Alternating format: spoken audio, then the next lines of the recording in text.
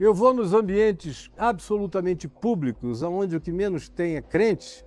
Meu Deus, a avidez, a sede, a vontade, as interjeições que eu ouço, do tipo, como eu pude ficar tantos anos sem isso? Ai, meu Deus, que coisa linda! É o tempo todo. Eu digo as coisas mais básicas e elas chegam como uma pérola de grande valor. Agora, o crente, você tem que inventar mentiras, tem que ficar dando para ele joguinhos de palavras aqui. Você sabia que no hebraico, aqui no grego, ninguém cresce, ninguém é salvo de nada, ninguém melhora, ninguém amadurece, ninguém aprende a amar, ninguém aprende a perdoar, ninguém aprende a ser mais gente, ninguém aprende nada. Só aprende a ter um discurso diferente. Aí diz, não, eu estou liberto do sistema religioso. Tá nada.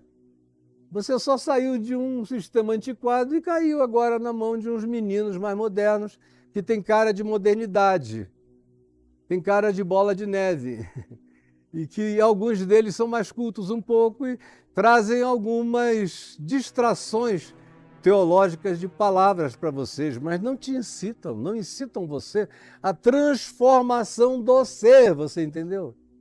Não incitam você à transformação do ser.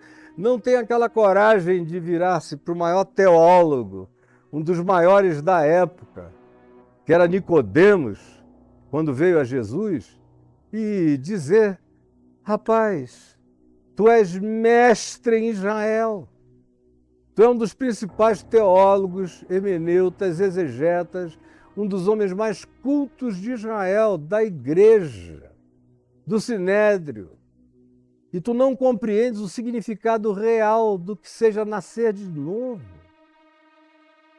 Nascer da água, nascer do Espírito, nascer do arrependimento e nascer da mutação espiritual, de uma regênesis no ser, de tal modo que em você ecloda uma nova criatura.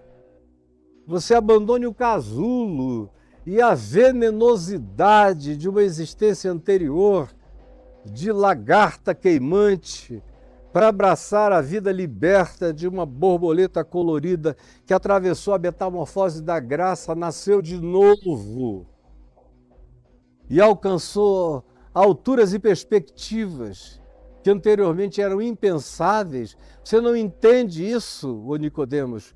Que a entrada real da verdadeira espiritualidade na mente e no coração humano tem que produzir fruto. Você não ouviu João Batista pregar?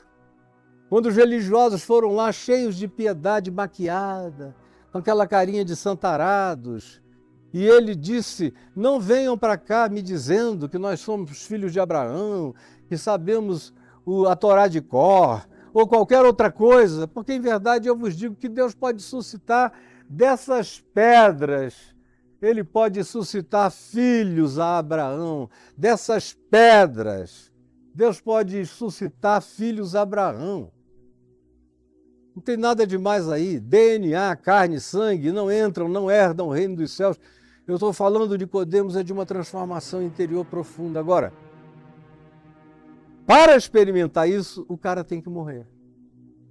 E aí é onde o bicho pega. Porque todo mundo quer o cristianismo, porque no cristianismo a tua morte é só simbólica. Se for na igreja católica, aquele batismozinho lá na infância já te despaganizou. E se você participar minimamente dos sacramentos da igreja, esconder do pároco ou dos beatos os seus pecados, você é um salvo. Se for na igreja protestante, o batismo não salva, mas é praticamente ele que salva, porque se o cara se converte tendo chance de se batizar e não pede o batismo, fica sempre uma suspeição acerca dele, de que eventualmente ele nunca pediu para ser batizado porque nunca creu. Então, se ele não creu e não foi batizado, numa interpretação literalista de Mateus, de Marcos, de outros textos assim, ele está no inferno. É uma teologia católica e pagã, porque os cultos de iniciação eram assim também. Os cultos não cristãos de iniciação, todos eles tinha os seus batismos de iniciação para o cara poder entrar no reino daquele conhecimento. Qualquer filosofia que tivesse um pouco mais de raiz de natureza fanatizante em si própria, tinha também os seus ritos de iniciação. E transferiram isso para dentro do cristianismo. E na igreja pentecostal, o indivíduo que não foi mergulhado nas águas, não foi sepultado com Cristo. Então, se ele for mergulhado, derem aquele caldo nele, aquele banho, e for tirado ali da água, e plá, tirarem o cara de lá, o que acontece é que ele é considerado daí em diante morto em Cristo Jesus. E aí teve brigas enormes entre presbiterianos que batizam por aspersão, batistas que batizam por imersão. Se dividiram séculos por causa do significado do batismo em termos de quantidade de água, como se isso alterasse o resultado de qualquer coisa. E aquele malfeitor do lado de Jesus na cruz, Jesus disse: hoje mesmo estarás comigo no paraíso, e não pediu a ninguém para colocar uma escada e jogar pelo menos um pouquinho de água na cabeça dele. Nem vivo e nem morto. Porque batismo é importante para mim, para você e para a sociedade que testemunha o meu ato, o meu gesto, a minha fé. Batismo é para homens, batismo não é para Deus. O batismo de Deus, só Deus sabe onde aconteceu, porque é Ele que batiza o coração com o Espírito Santo e não dá satisfação, nem pede explicação, nem o testemunho de ninguém. De ninguém. E frequentemente é Ele que valida isso, apesar da não validação dos cristãos todos em volta. O Paulo é um cara que se batizou sozinho, quase com Simão, na rua chamada Direita, sem muitas testemunhas. O pessoal em Jerusalém ouviu dizer, a maioria não creu, porque ele não foi se batizar lá, não foi pedir a bênção dos apóstolos. Ele se converteu fora dos portões e continuou a vida com Deus fora dos portões, e é o apóstolo do evangelho real, verdadeiro, porque a cruz se ergueu fora dos portões, a ressurreição aconteceu fora dos portões. E o escritor de Hebreus, no capítulo 13, diz: o nosso altar está erigido fora dos portões. Saiamos, pois, a ele fora dos portões, carregando a nossa cruz, levando o seu vitupério.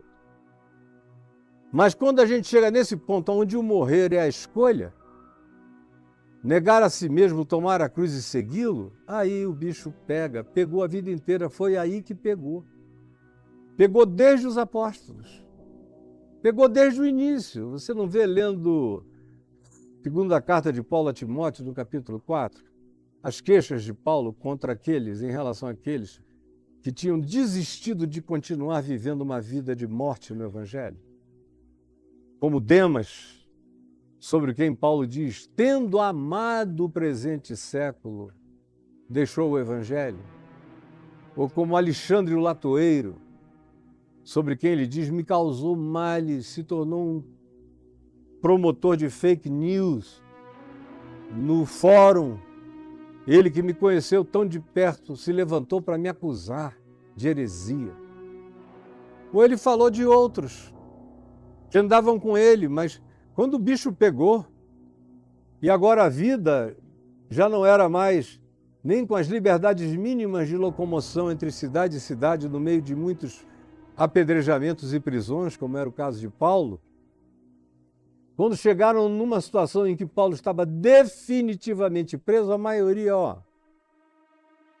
vazou. Ele disse, somente Lucas está comigo. Porque quando chega nessa hora, minha gente, é onde a gente separa os meninos dos homens, os cabritos das ovelhas, começam a tomar os seus partidos. Aí é muito fácil abraçar o cristianismo, especialmente nos nossos dias, porque o cristianismo é uma proposta de vitória financeira, econômica, social, política, de notoriedade, de celebridade, de fama, de percepção, de notoriedade, É isso que o cristianismo sempre prometeu desde Constantino e renovou os seus votos dessa mesma promessa no ocidente da Terra nos últimos 40 anos, de uma maneira veemente. No nosso país, tomou conta de quase tudo e de quase todos. Como disse o líder do maior grupo religioso do Brasil e um dos maiores, talvez o segundo ou terceiro maior da Terra, na pior das hipóteses, me disse: aqui na minha igreja ninguém prega Jesus porque Jesus dá azar. Jesus não traz dinheiro, Jesus só atrai pobre, Jesus só atrai sofrimento, Jesus só faz o pessoal querer ficar piedoso, bonzinho, compassivo, misericordioso. Aqui eu preciso de gente que tenha coragem de praticar violência, de encarar, de sair no tapa. Ele me disse, eu não vi em lugar nenhum, fomos nós dois, assim, olho a olho, vis a vis, um na frente do outro, a 1,5 metro de distância. Não uma vez, mas muitas vezes, várias vezes. Depois dele eu ouvi na minha sala um cara que foi 3 vezes lá e me repetiu cada vez que foi a mesma coisa. Ele não queria saber se você era irmão dele ou não era irmão dele. Se o negócio saísse do âmbito do culto e vocês fossem fazer algum negócio juntos, qualquer negócio. Ele me disse: aí eu esqueço, não quero mais saber se você é meu irmão em Cristo ou não. Se prepare porque eu vou comer você vivo. Isso porque eu o chamei no meu gabinete, ele é um grande líder conhecido por todos vocês, e disse: olha, eu estou recebendo reclamações diárias de dezenas de pessoas na sua cidade, em São Paulo, porque você está fazendo miséria. Eu fui descrevendo o que ele estava fazendo. Era um negócio de estelionato, de assalto generalizado. Não é nem de falta de ética, era de criminalidade nas práticas ministeriais dele. Aí ele me contou essa história. Olha, Caio, deixa eu te dizer, eu te respeito, você é um homem de Deus. E eu estou aqui contigo porque eu te respeito. Agora, se um dia nós formos fazer um negócio, eu não quero saber de você como irmão. Se você der mole, eu vou te descarnar. Eu vou tirar as tuas carnes. Eu vou tirar os teus tendões. Eu vou enrolar tua pele. Vou arrancar tudo, o teu cabelo. Eu vou desconjuntar os teus ossos. Eu vou chupar o teu tutano. E vocês o chamam de apóstolo. E ficam ouvindo o que um apóstolo desse ensina para vocês. O que é isso? É gente vivendo vida de zumbi do cristianismo, mas sem a vida de Cristo, nenhuma vida do Evangelho em si. E a grande maioria, o que nós vimos nesses últimos anos, foi a prática dessa vida de zumbi, produzida pela pseudo-fidelidade do cristianismo, ao poder, ao supremacismo religioso do cristianismo na Terra. Porque nenhum discípulo do cristianismo quer morrer, quer perder poder, quer abrir mão de grana, quer dizer não. É um lugar de influência para o qual estão me convidando, mas os fins não justificam os meios, então eu não vou aceitar. Eu não irei por aí. Eu não aceito esse atalho, eu vou andar no caminho, verdade e vida. Isso aí, hoje, é coisa para poucos e considerados otários. Por isso, eu falo cada vez mais do ponto de vista daqueles que procuram para crescer, para menos gente.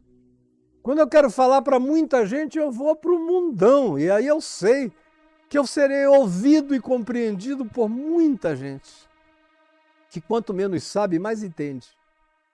Mas para esses que têm a presunção do saber, esses são blindados e bloqueados, como Jesus disse nos dias dele, aos religiosos, aos evangélicos, judaicos, que eram os fariseus dos dias de Jesus. Vocês têm olhos, mas não veem, têm ouvidos, mas não ouvem, têm potencial de coração para discernir, mas não querem discernir, porque vocês não querem se converter. Essa é que é a verdade, vocês não querem se converter. Vocês não querem se converter. E vocês não querem ser por mim salvos. Vocês não querem ser salvos da religião para a vida no reino de Deus, para as dimensões sublimes do reino dos céus. Isso vocês não querem, nunca quiseram, não querem. E é aqui que pega. Por isso, depois que o cara perde o gosto, depois que ele fica cínico, depois que ele se sente maioral, superior, como eu vi hoje, já parece que isso vem acontecendo com recorrência. É a segunda vez que eu vejo um pastor da Assembleia de Deus, de uma das Assembleias de Deus, de uma das convenções, que eu conheci quando ele era bem novo ainda, nem pregava. Hoje ele é um bispo poderoso, potencial sucessor do pai, que é um líder vitalício da denominação há décadas e décadas e décadas, um verdadeiro papa. Então, eu o vi chegando para inaugurar um templo novo da denominação, e aí chega num carrão de milhares de dólares, aquele povo abrindo a porta, um tapete vermelho. Quando ele bota o pé no tapete, vai lá um homem de terno, se ajoelha e limpa o sapato dele todinho, e ele fica assistindo, vendo. Quando acaba, em momento algum, ele diz: "Que é isso, meu irmão?" Não, ele deixa limpar. Ele é digno de ser tratado assim, como nem anjo permitiu, mas ele permite. Na síndrome de Lúcifer dele, ele entende isso como natural, ser tratado como uma divindade eclesiástica. E é assim que tudo vai acontecendo e vocês entraram nessa. Aí o sabor acabou. Todo mundo que tem um mínimo de juízo, porque quem tem juízo não se converte a isso, e quem tem juízo não entra nessa, mas quem tem juízo não entrando nessa passa a ser chamado de louco, de incrédulo, de descrente, de desigrejado, de qualquer outra coisa, porque não aceita o inaceitável por Jesus. Não aceita o inaceitável por Paulo.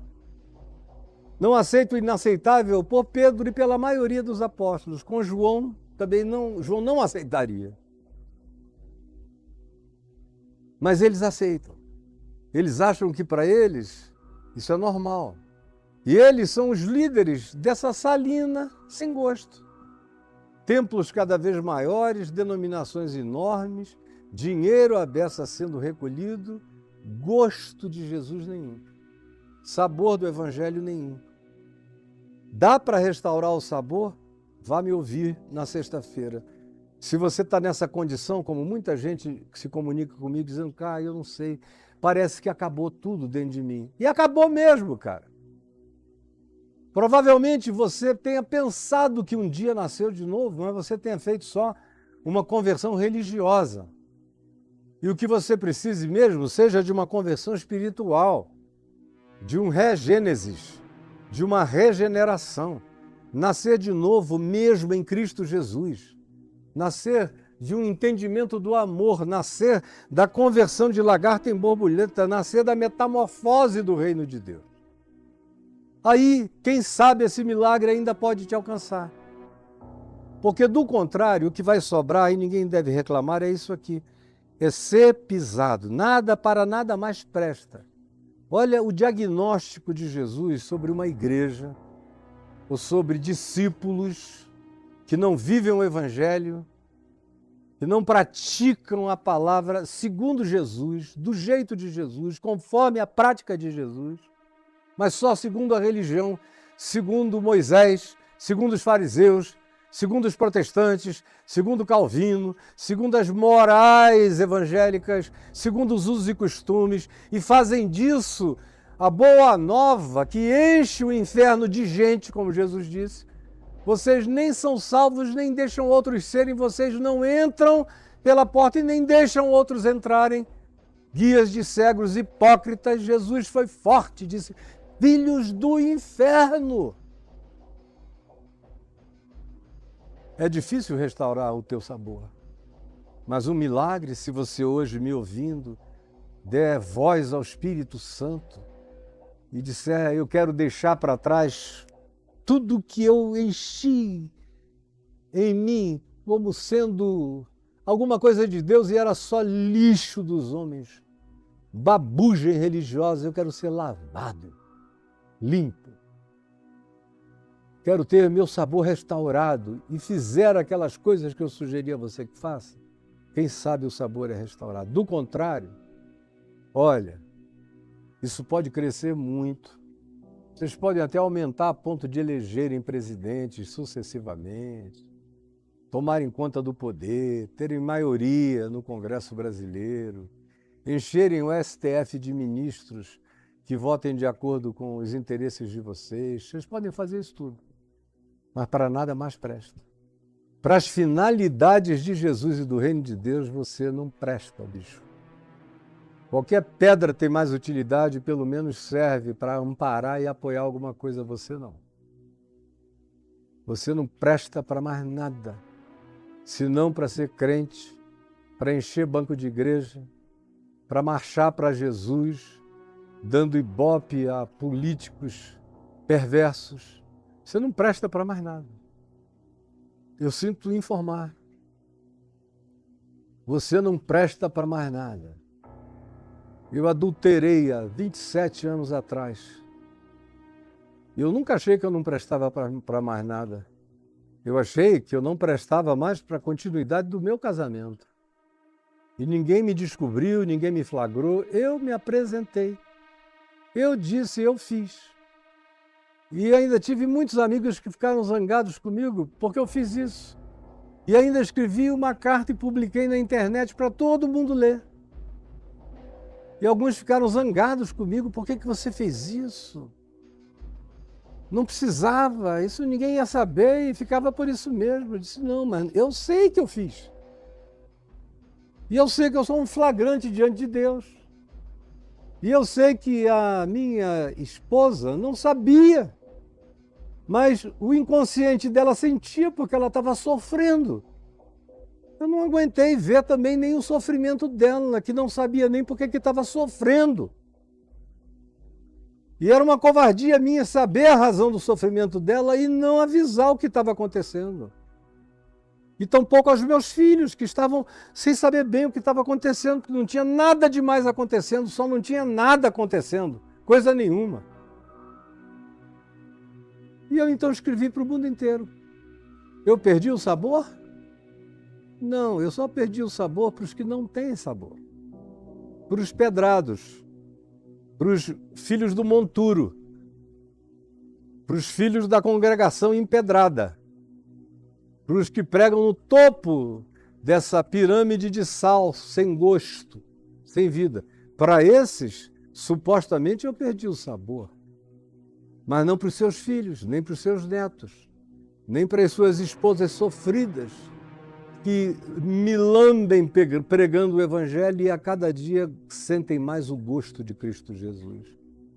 O meu sabor, o teu sabor, não sofrem o maior perigo quando você, como indivíduo, tropeçou ali ou acolá, porque o justo cai 7 vezes, mas o Senhor o levanta de todas.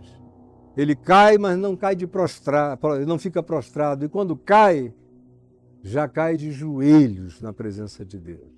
Agora, ai do arrogante, ai do pseudo-são que diz que não precisa de médico, ai dos que são os sanitaristas do mundo. Vocês são os seres mais emporcalhados, mais sem gosto, mais sem finalidade, mais sem propósito, mais desprezíveis, mais abjetos da sociedade.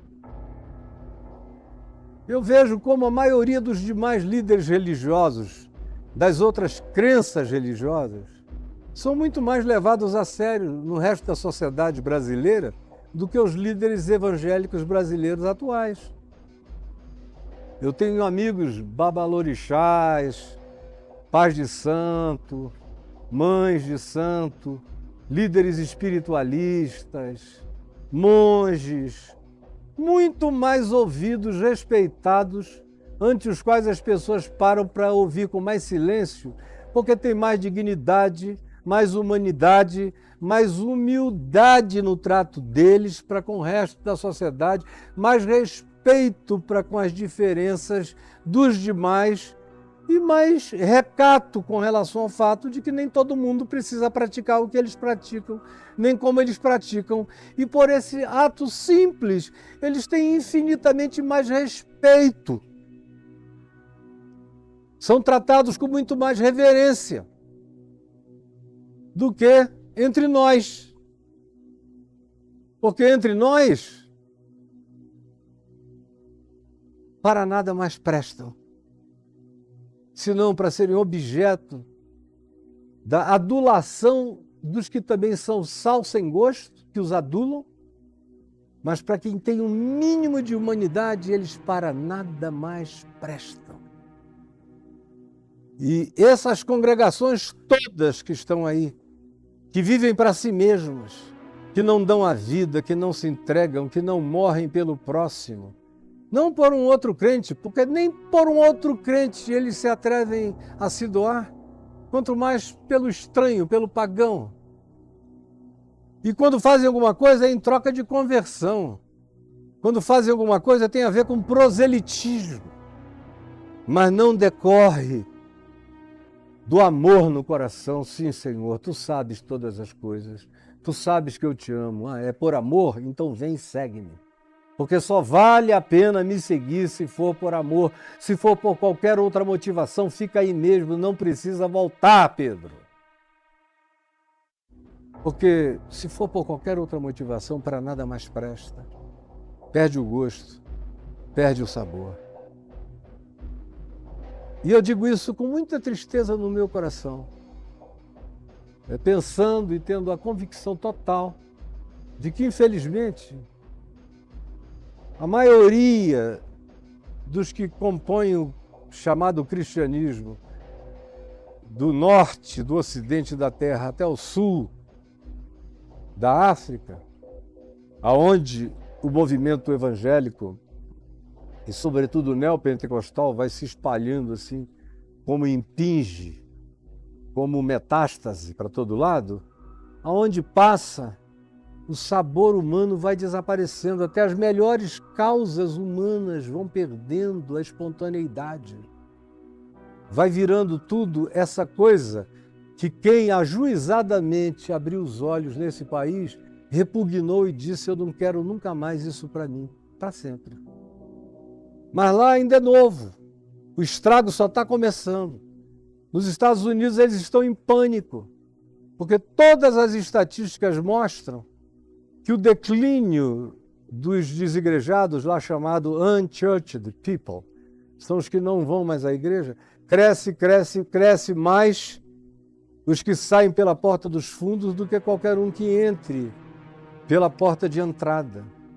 E a nova geração cada vez mais quer, na melhor das hipóteses, saber da espiritualidade de Jesus, mas não quer saber nada de espiritualidade de igreja, porque a espiritualidade da igreja virou a espiritualidade do sal sem gosto.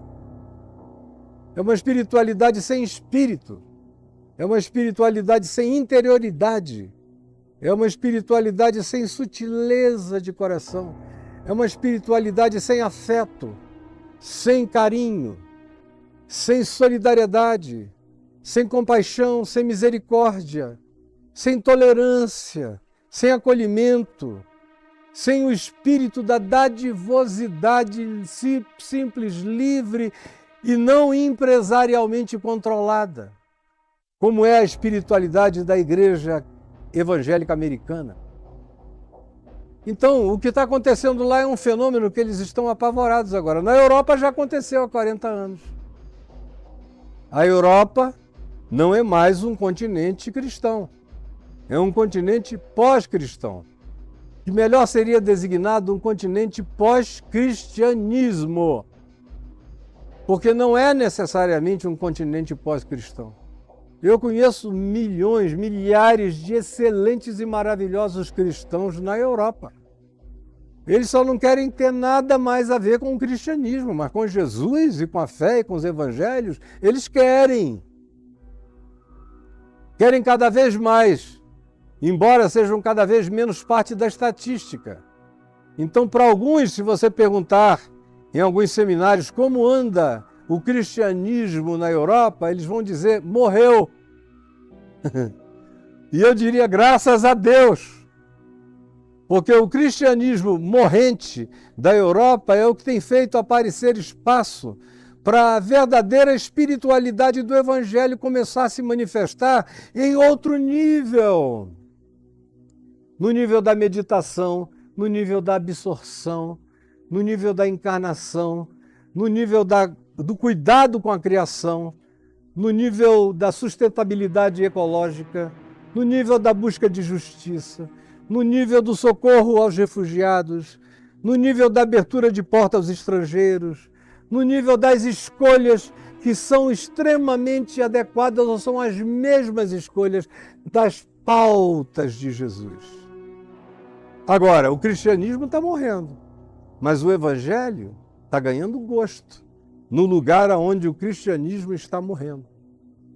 Lá no Irã, o cristianismo é proibido, mas a verdadeira igreja que não é feita de congregações, porque é proibido se congregar, é feita de qualidades existenciais de discípulos discretos, que vão fazendo mais gestos do que usando palavras e demoram para começarem a ter pequenos ajuntamentos de 2, 3, 4, 5, 6 em nome dele, aonde ele está presente no nome dele, em seu nome, é onde o evangelho mais vai crescendo qualitativamente no mundo.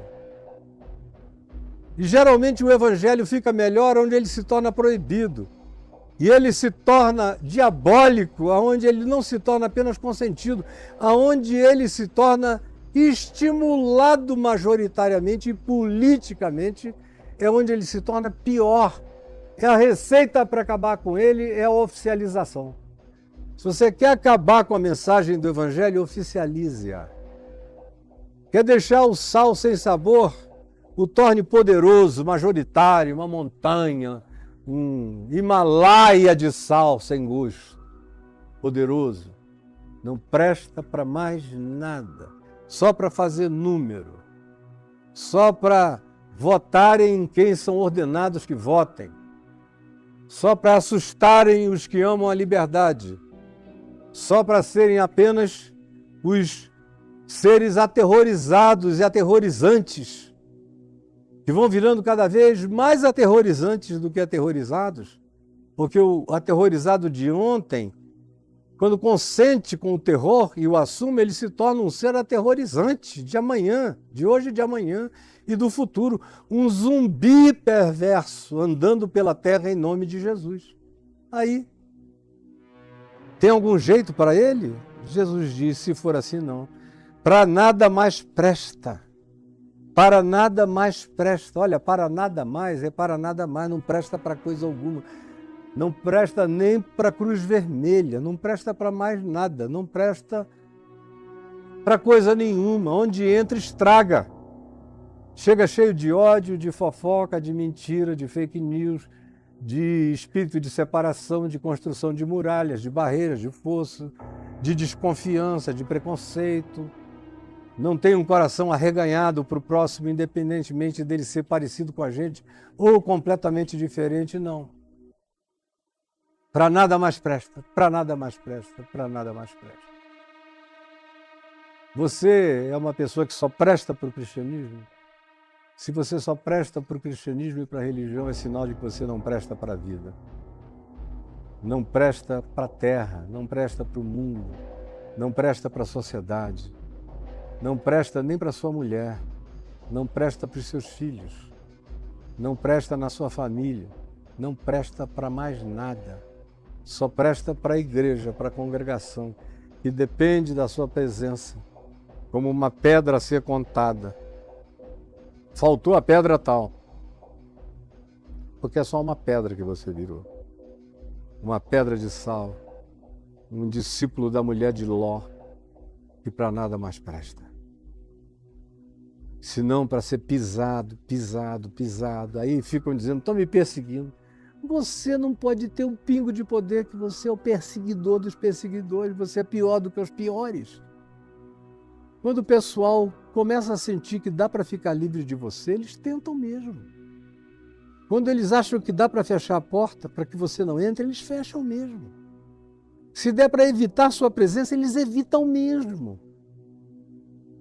Porque você, do ponto de vista de Deus, não presta para mais nada. Do ponto de vista de Jesus, chega ao ponto de que ele diz: eu não sei nem o que você é, nem quem você é. Jesus, eu tenho aqui repetido o que tu repetiste, o que tu disseste tantas vezes. Faz 2000 anos.